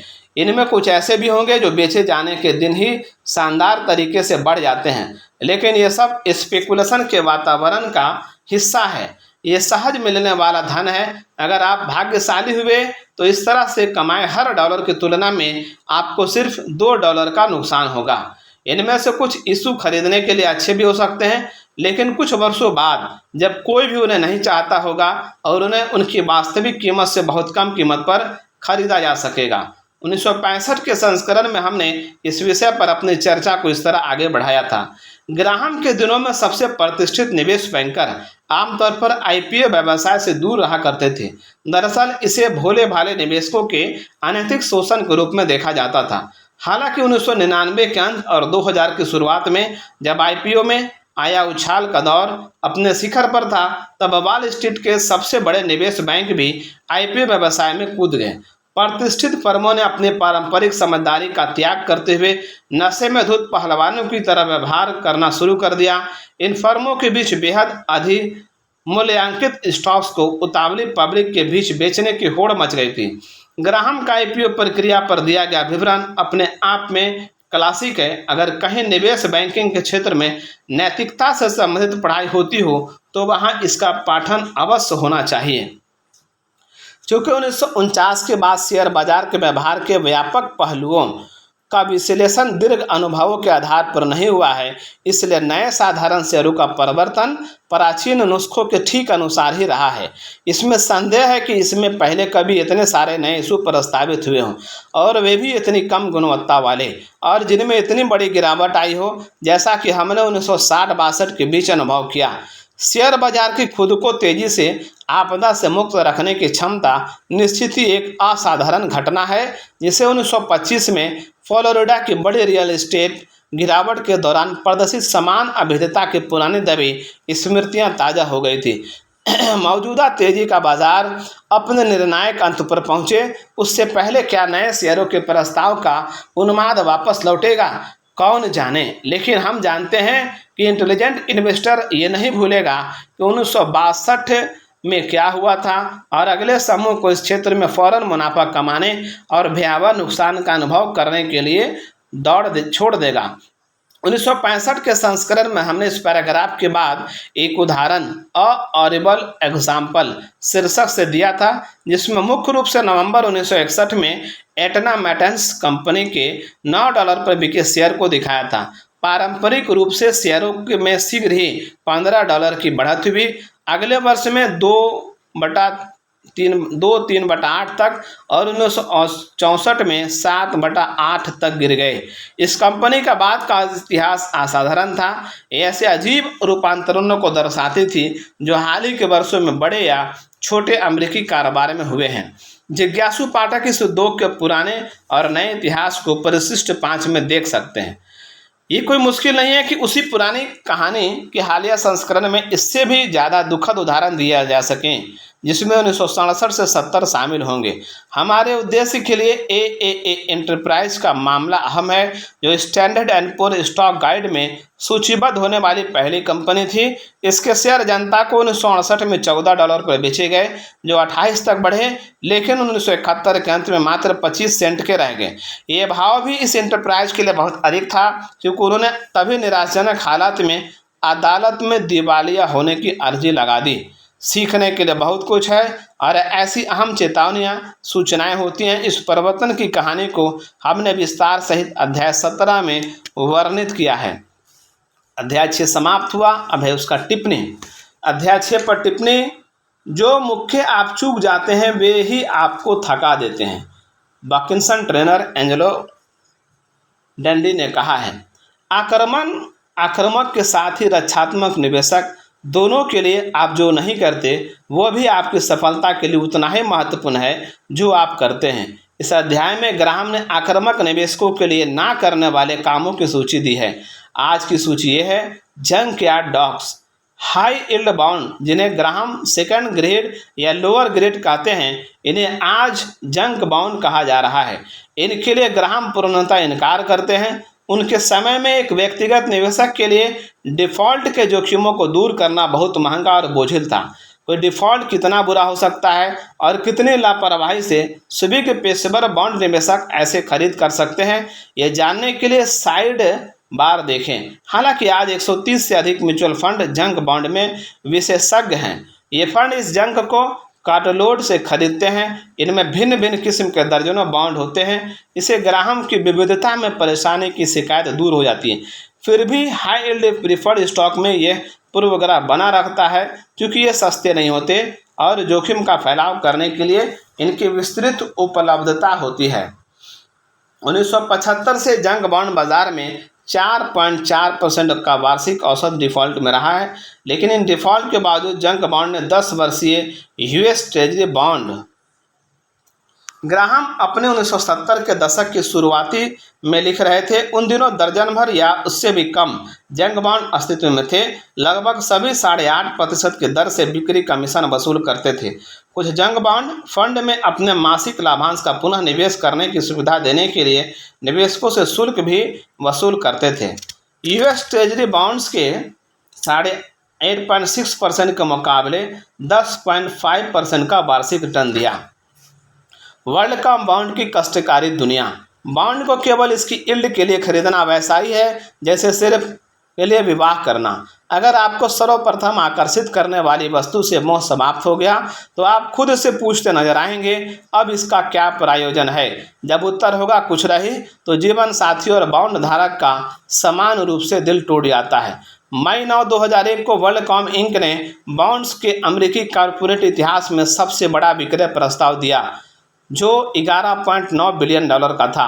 इसकी आकर्षक 8.3% यील्ड के प्रति उत्सुक खरीदारों में दुनिया के सबसे बड़े पेंशन फंड में से एक California public employees retirement system of Alabama भी थे, जिनके प्रबंधकों ने बाद में बताया कि खरीदते वक्त हमें इसके हाई यील्ड सबसे आकर्षक लगी तथा स्ट्रांग कॉर्पोरेट बॉन्ड फंड जिसके सह प्रबंधक को वर्ल्ड कॉम की मोटी यील्ड इतनी अच्छी लगी कि उसने डींग मारी कि हम जोखिम के बदले ज़रूरत से ज़्यादा कमाई कर रहे हैं। लेकिन वर्ल्ड कॉम के बॉन्ड प्रोस्पेक्टस पर मात्र 30 सेकंड नज़र मारने भर से दिखाई दे गया होता कि इन बॉन्ड की यील्ड में कुछ मिलने वाला नहीं था, बल्कि सब जाने वाला था। वर्ल्ड कॉम की बीते 5 वर्षों की कर पूर्व आय टैक्स चुकाने के पूर्व कंपनी का मुनाफा में से 2 वर्ष ऐसे रहे थे जब वो अपने स्थिर प्रभार अपने बॉन्ड धारकों को ब्याज भुगतान लागत को पूरा करने में अति विशाल $4.1 बिलियन कम रही थी।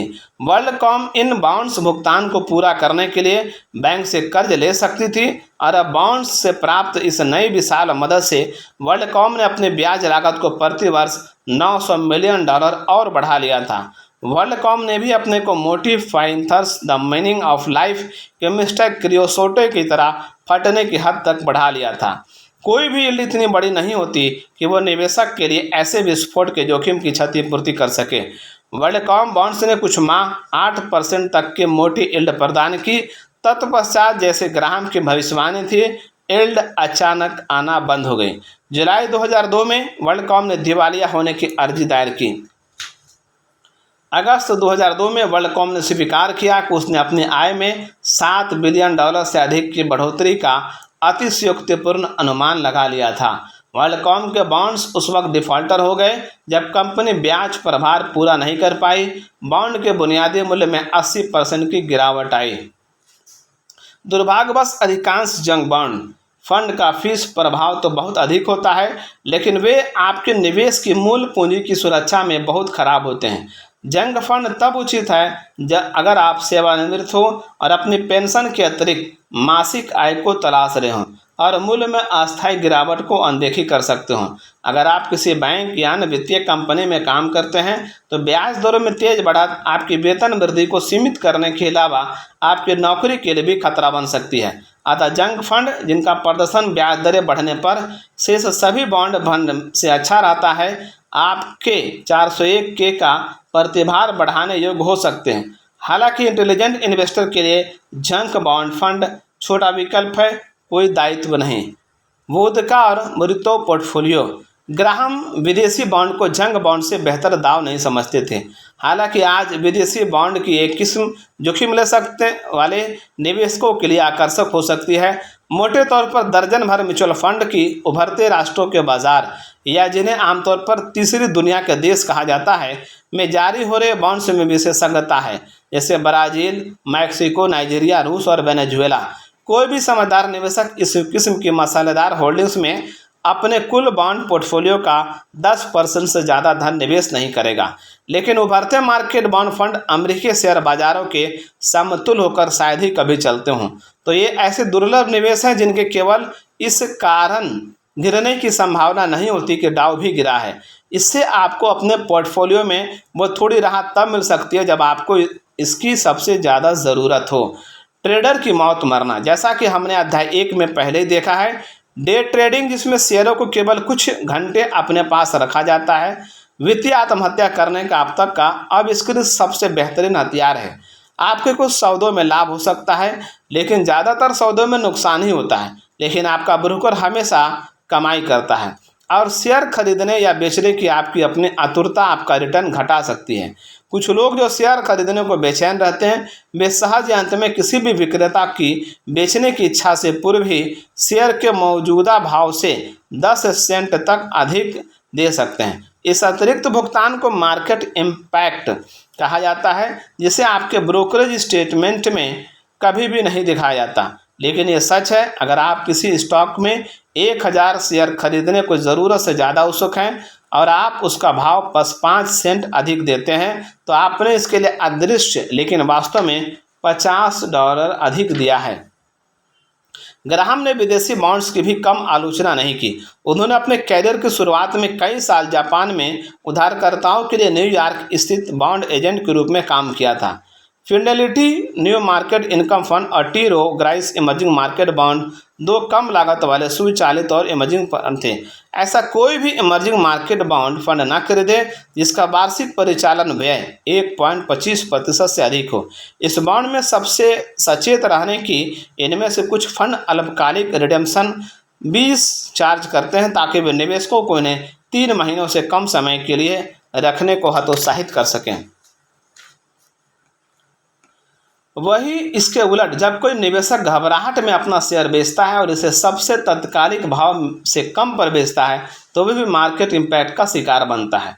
ट्रेडिंग का खर्च आपके रिटर्न को उसी तरह साफ कर देगा जैसे सैंड पेपर से कई बार साफ किया गया हो। एक छोटे से हॉट स्टॉक को बेचने या खरीदने का खर्च 2% से 4%, और यदि खरीदने व बेचने का राउंड ट्रिप हो तो ये 4% से 8% तक हो सकता है। अगर आपने स्टॉक में $1000 लगाए हैं तो आपका ट्रेडिंग खर्च शुरू करने के पूर्व ही आपके लगभग $40 तक खा जाएगा। शेयर बेचेंगे और आप 4% का ट्रेडिंग में और लग जाएगा। जी हाँ, एक और चीज़ है, जब आप निवेश की जगह ट्रेड करते हैं तो आप दीर्घकालिक लाभ, जिस पर अधिकतम 20% पूंजीगत लाभ दर से टैक्स लगता है, को साधारण आय, जिस पर 38.6% की अधिकतम टैक्स दर लगती है, में बदल देते हैं। इन सब को जोड़े तो एक स्टॉक ट्रेडर को सिर्फ स्टॉक खरीदने और बेचने से अधिक पाने के लिए कम से कम 10% का मुनाफा चाहिए होता है। अगर कोई एक बार भी ऐसा कर सका तो वह भाग्यवश होगा। इसे पर्याप्त रूप से अक्सर करने के लिए जुनूनी ध्यान और इससे उत्पन्न होने वाले दुःस्वप्न तनाव को न्यायसम्मत ठहराना असंभव है।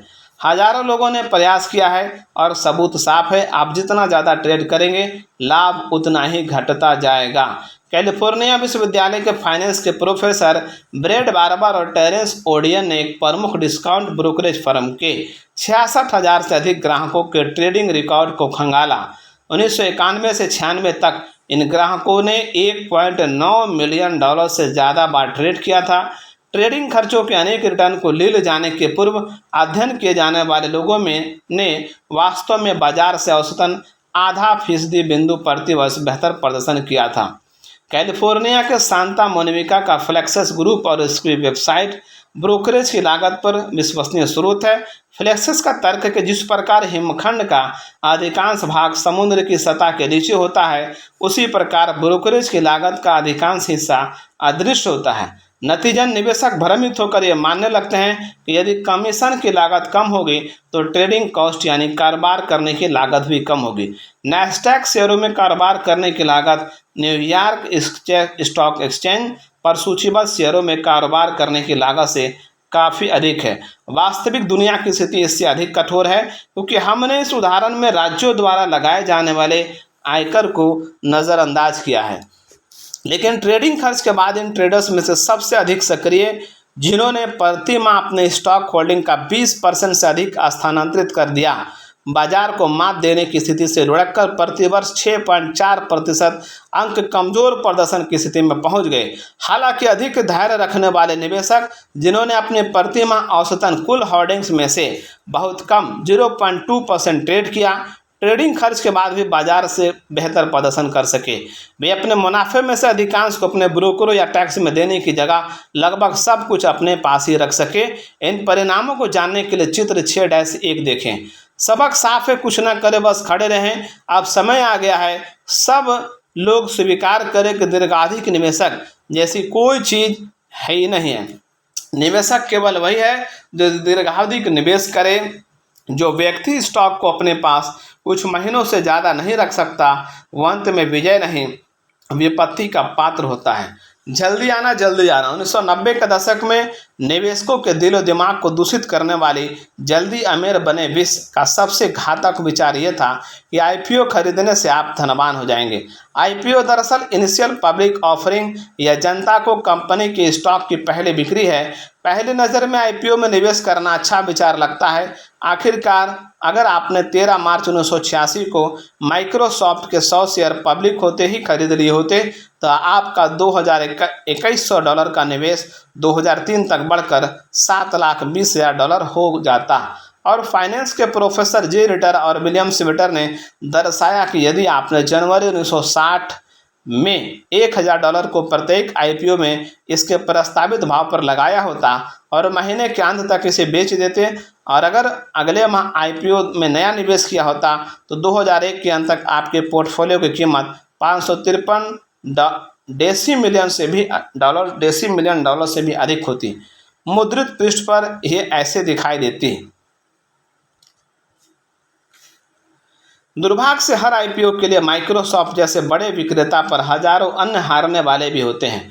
मनोवैज्ञानिक डैनियल कानेमन और अमेश टेवेस्की ने दर्शाया है कि जब मनुष्य किसी घटना की संभावना या निरंतरता का अनुमान लगाता है, तो उसका आधार ये नहीं होता कि वो घटना कितनी बार हुई है, बल्कि इस पर होता है कि पिछले उदाहरणों में इनमें कितनी चमक रही है। हम सब अगला माइक्रोसॉफ्ट खरीदना चाहते हैं क्योंकि शायद हमें पता है कि हम पहला माइक्रोसॉफ्ट खरीदने में चूक गए थे, लेकिन हम अक्सर इस तथ्य को अनदेखा कर देते हैं कि ज़्यादातर आईपीओ बेहद बुरे निवेश हैं। आप ये 533 डेसिलियन डॉलर का मुनाफा केवल तभी अर्जित कर सकेंगे अगर आप आईपीओ बाजार के दुर्लभ विजेताओं में से सभी को खरीद सकें, जो व्यावहारिक रूप से असंभव है। अंत में आईपीओ में सबसे अधिक रिटर्न विशिष्ट निजी क्लब के सदस्य, बड़े निवेश बैंक और फंड हाउसों को मिलता है, जिन्होंने एक शेयर शुरुआती या अंडर राइटिंग भाव पर खरीदा था, इससे पहले कि शेयर सार्वजनिक ट्रेडिंग के लिए उतारा जाता। स्टॉक में अक्सर होने वाली सबसे बड़े रनअप्स भी इतने छोटे होते हैं कि उनमें बड़े निवेशकों तक की कोई शेयर नहीं मिल पाते, ना ही वे पर्याप्त होते हैं। अगर लगभग हर निवेशक की तरह आप भी आईपीओ को तभी पहुंच पाते हैं जब वे विशिष्ट शुरुआती भाव से आगे बढ़ चुके हों, तो आपको भी बुरे परिणाम मिलेंगे। 1980 से 2001 तक अगर आपने औसत आईपीओ को उनके पहले सार्वजनिक बंद भाव पर खरीदा, वह 3 वर्ष तक अपने पास रखा, तो आपने सालाना बाजार से 23% बिंदु से अधिक का मुनाफा प्रदर्शन किया होगा। ऐसा शायद ही कोई स्टॉक होगा जिसने आईपीओ से अमीर बनने का सपना वीएस लिंक से ज़्यादा बेहतर दिखाया हो। एक शुरुआती मालिक ने उल्लासित होकर कहा, एलएनएक्स द नेक्स्ट एमएस, अभी खरीदे और अब से 5 वर्ष में रिटायर हो जाएं। 9 दिसंबर 1999 को शेयर को $30 की इनिशियल पब्लिक ऑफरिंग प्राइस पर पेश किया गया, लेकिन इस शेयर को मांग इतनी अधिक थी कि जब सुबह नैस्डैक खुला, तब बीए लिनक्स के किसी भी शुरुआती मालिक ने इसे तब तक नहीं बेचा जब तक इसका भाव $299 तक नहीं पहुंच गया। स्टॉक $320 के शीर्ष तक पहुंचा और $239.25 पर बंद हुआ और एक ही दिन में 697.5% का लाभ हुआ।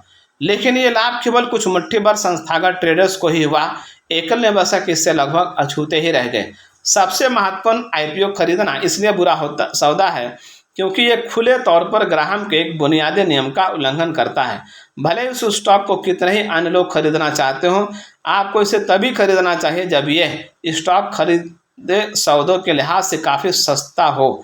पहले दिन के शीर्ष भाव से निवेशकों ने BA लिनक्स के शेयर का मूल्य कुल $12.100 बिलियन कर दिया। क्या कंपनी का कारोबार इतना कीमती था? 5 वर्ष से भी कम पुरानी कंपनी BA लिनक्स ने $44 मिलियन मूल्य के सॉफ्टवेयर और सेवाएं बेचे थे और इस प्रक्रिया में $25 मिलियन का नुकसान उठाया।